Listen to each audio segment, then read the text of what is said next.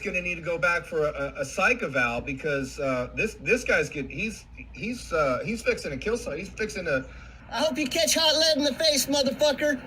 Hot lead in the face. That's what you deserve.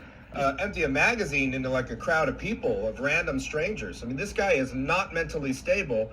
They sit there and they go, Tom Zebra, we finally broke him. And they don't understand. They don't understand. The day that I break them back is going to be the day that they never fucking forget. And there's video evidence proving this point. So if I was a deputy and I had the authority that he has and the others have, I would take my gun and my ammunition, and I could think of at least 25, 30 cops. I would line them right here in a row, and I would shoot every single one of them in the fucking head and be done with all those 25, 30 cops. Be done with them. I hope you catch hot lead in the face, motherfucker.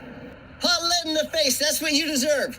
But just think how much better we would all be off. You know, we'd all be better off. Empty a magazine into like a crowd of people, of random strangers. I mean, this guy is not mentally stable.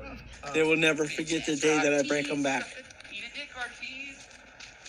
And I'm not talking about no lawsuit.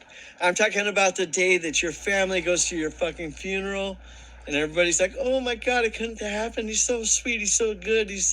We love him so much. Yeah, that's the day that the guy gets what he deserves.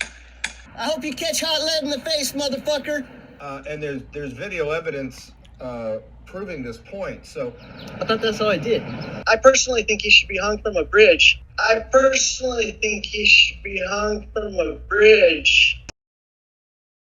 pedaling away, sir. I'm pedaling away, sir. Okay, sir.